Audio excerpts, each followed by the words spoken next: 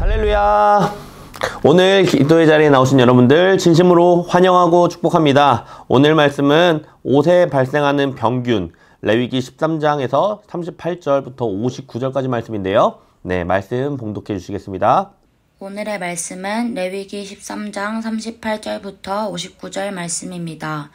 남자나 여자의 피부에 색점 곧 흰 색점이 있으면 제사장은 진찰할지니 그 피부의 색점이 부유스름하면 이는 피부에 발한 어르럭이라.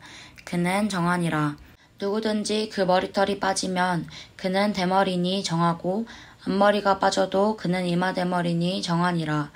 그러나 대머리나 이마대머리에 희고 불그스름한 색점이 있으면 이는 문둥병이 대머리에나 이마대머리에 바람이라.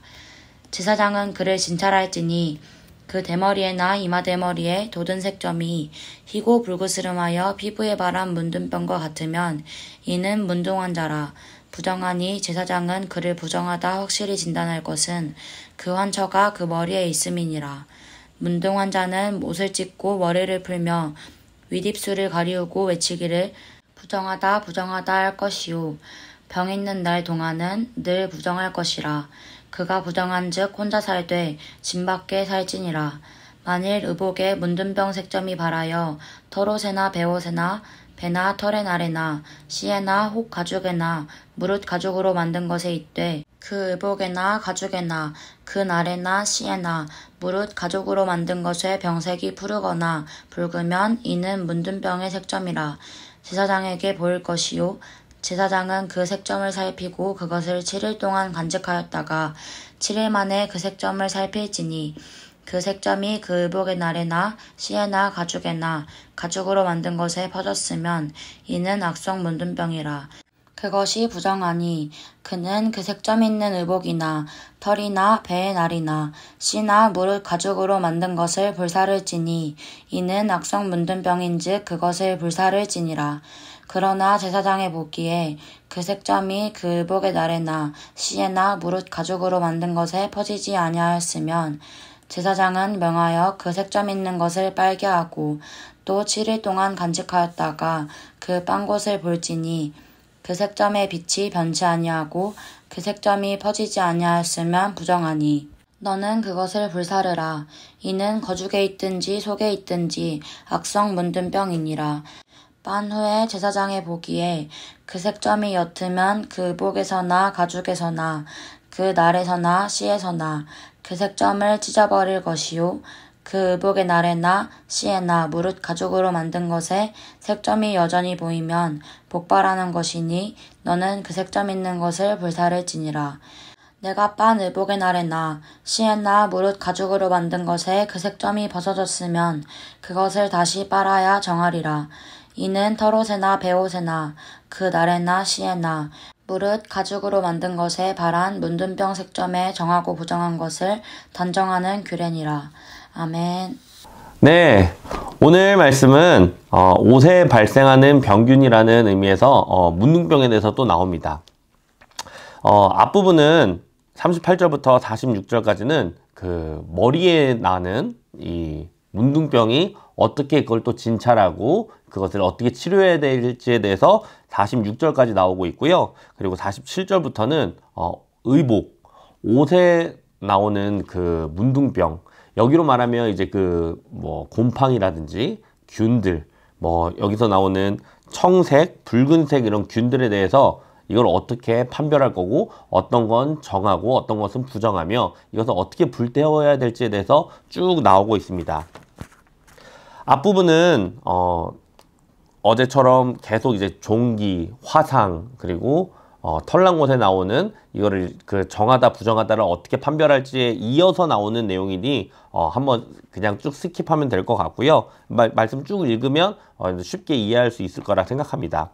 45절이랑 46절에는 문둥병 환자가 이 부정하다고 판단된 사람은 어떻게 행동해야 되는지 나오는데, 이 사람은 옷을 찢고 머리를 풀며 윗입술을 가리고 이렇게 가리우고 외치기를 부정하다 부정하다 나는 부정하다 이렇게 입술을 가리고 해야겠죠? 할 것이며 병 있는 날 동안은 늘 부정할 것이라. 그가 부정한즉 혼자 살 때 진 밖에 살지니라. 부정하다고 판별된 문둥병 환자는 집 밖에서 생활하는데 이제 이 성 밖에서 생활하는 거죠. 그런데 이제 그곳에서 왔다 갔다 하는 사람들이 많으니까 그 사람들과 거리두기를 하기 위해서 나는 문둥병 환자입니다. 나는 부정한 사람입니다라고 외치도록 율법에 하고 있어요. 왜냐면 전염되기 때문이겠죠. 네. 그래서 그 이후로 이제 47절부터 나오는 이제 의복에 생기는 문둥병, 네, 전염병에 대해서는 쭉 이렇게 나오는데 한번 볼까요?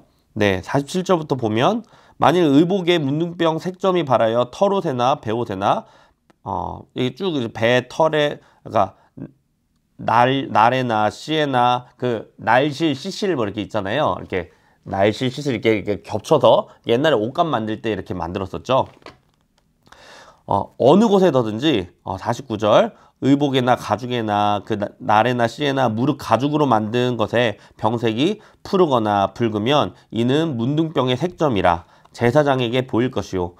이런 옷에 문둥병 같은 그 균들이 붉고 푸르고 그런 곰팡이 같은 것들이 생기면 그건 제사장들한테 가져오라는 겁니다. 혼자서 판단하지 말고 제사장한테 가서 이걸 어떻게 해야 될까요? 라고 보여주라는 거예요. 50절에 제사장은 그 색점을 살피고 그것을 7일 동안 간직하였다가 일주일 동안 기간을 두라는 겁니다. 그래서 7일 만에 그 색점을 살필지니 그 색점이 의복의 날에나 씨에나 가죽에나 가죽에 맞는 모든 것에 퍼졌으면 이는 악성 문둥병이라 그것이 부정하니. 그러니까 이런 거예요. 옷에 곰팡이 같은 것이 생기면 그걸 제사장에 가져가서 제사장은 그걸 7일 동안 지켜봅니다.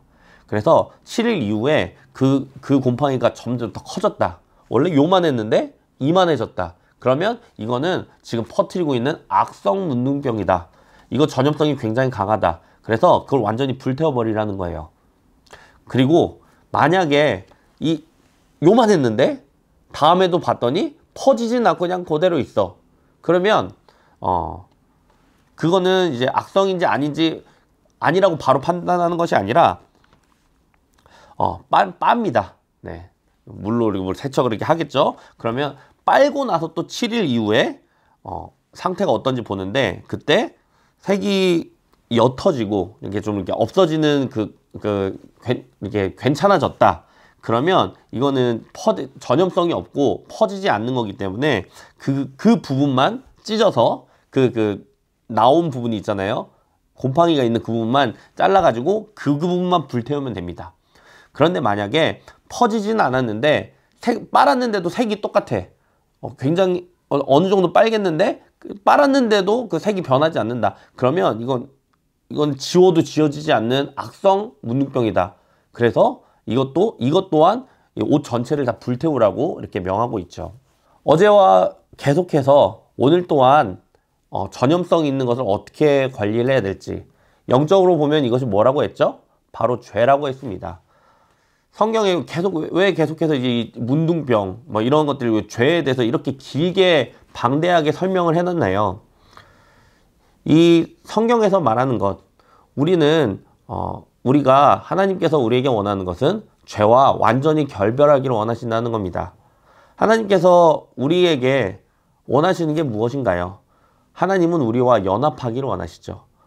우리를 백성 삼으시고 우리를 그 아들의 예수님의 피의 제사를 드려서 우리를 구원하신 것은 바로 우리의 죄 때문입니다. 하나님께서 우리를 그 은혜로 속량하셔서 우리를 새롭게 사셨는데 우리가 만약 여러분들 죄 지어봐서 아시잖아요. 죄를 짓는 순간 하나님과의 관계가 완전히 단절이 됩니다. 내 마음속에 평안함이 없어지고요. 두려움이 갑자기 엄습합니다. 하나님의 말씀을 들어도 감동이 되지 않고 무슨 새로운 곳을 가거나 뭐 그런 일이 무섭고 두렵고 내가 내 인생의 모든 걸 결정해야 될 것 같고 나 혼자 살아가는 하나님과의 완전 단절된 생활이 되는 거죠. 그렇기 때문에 하나님은 우리와 연합하기 위해서 그렇게 죄와 단절된 우리에게 흠없고 점없는 상태를 원하시는 겁니다. 죄의 영향력이 이와 같습니다.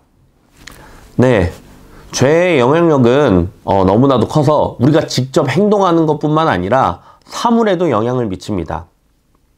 김유신이 원래 방탕한 생활을 하다가 어떤 그 창기의 집에, 청관녀라는 여자의 집에 계속 이렇게 들었죠. 여러분들 말의 목을 베라 설교 기억나시죠?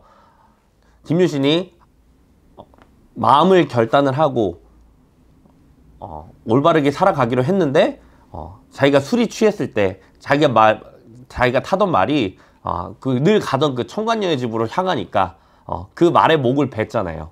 그쵸? 사람마다 습관이 있기 때문에 전염이 있어서 말목 자른 김유신 네, 그런 것처럼 그런 죄와 싸우는 결단이 필요합니다. 총회장 목사님은 어떠셨나요? 자꾸 주머니에 손을 넣는 그런 습관을 지적을 받았더니 이게 습관이 돼서 고쳐지질 않는 거예요. 그래서 어떻게 하셨나요? 주머니를 꼬매셨죠. 그래서 다시는 손을 넣지 못하도록. 몇 주 전에 있었던 애녹 선생님이 설교했던 게 또 기억이 나네요. 네, 자꾸 이제 혼자 있는 시간에 넷플릭스를 보다 보니까 넷플릭스와 죄를 지게 하는 SNS, 시간을 나태하게 만드는 것, 그런 것들을 삭제했다고 했죠. 여러분들의 결단은 어떠한가요? 저 또한 저는 예전부터 게임을 많이 했었어요. 학생 때. 그리고 뭐 대학생 때도 그렇죠.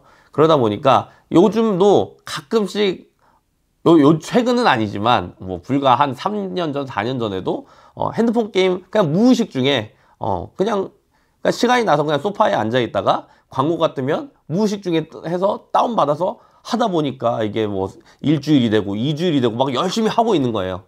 그래서 어떻게 이거를 끊어내려고 하는데 안 되니까 완전히 계정 탈퇴를 하고, 네, 이게 사람의 습관이라는 게 깔려있으면 또 생각나고 그러니까 이거를 완전히 삭제하려고 제가 몸부림쳤던 기억이 납니다.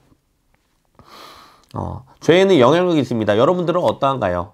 여러분들이 보는 것, 듣는 것, 먹는 것, 마시는 것, 여러 가지 또 만남, 인간관계, 여러분들을 죄로 이끄는 무엇이 있다면 그런 것들 다 끊어내야 됩니다. 그것이 뭐 핸드폰의 어플일 수도 있고요. 뭐 노래가 될 수도 있겠죠. 내가 찬양하는 사람인데, 찬양 단원인데 자꾸 이렇게 가요를 듣고 요즘 가요가 특히 뭐 가사들도 그렇고 뭐 음란한 것도 많고 네 인생은 너가 주인이다. 그러니까 성경의 말씀과 하나님의 말씀과 완전히 맞지 않는 그런 이야기들을 하는 노래들이 너무 많죠. 그러다 보면 나의 성령 충만함과 전혀 동떨어진, 네, 술 취하고 방탕하고 이런 것들로 따라가는, 또 과시하고 이런 내용들이 너무 많아서 듣다 보면 나의 영성이 그렇게 흘러가게 됩니다. 또 뭐 내가 하나님 앞에 깨끗하지 뭐 술 마시는 친구가 있어요. 근데 내가 하나님 앞에서 내가 술을 끊어내겠다. 담배를 피는 것도 끊어내겠다 했으면 담배를 자르든지, 담배를 자꾸 이렇게 어떤 친구를 만나면 담배를 피고 술 마시게 된, 그럼 그 친구와도 이렇게 결별을 해야 끊어낼 수가 있겠죠. 그런 것처럼 문둥병이 있는 옷을 입게 되면 문둥병이 없었던 사람도 다시 문둥병이 전염이 될 수 있는 것처럼 그 옷을 완전히 불태우라는 겁니다. 여러분들의 문둥병에 묻어있는 그 옷은 무엇인가요? 오늘 결단하고 끊어내셨으면 좋겠습니다. 데살로니가전서 5장 21절부터 23절까지 말씀입니다. 범사에 헤아려 좋은 것을 취하고 악은 모든 모양이라도 버리라. 평강의 하나님이 친히 너희로 온전히 거룩하게 하시고 또 너희 온 영과 혼과 몸이 우리 주 예수 그리스도 강림하실 때 흠없게 보존되기를 원하노라. 악은 모든 모양이라도 다 버려야 됩니다.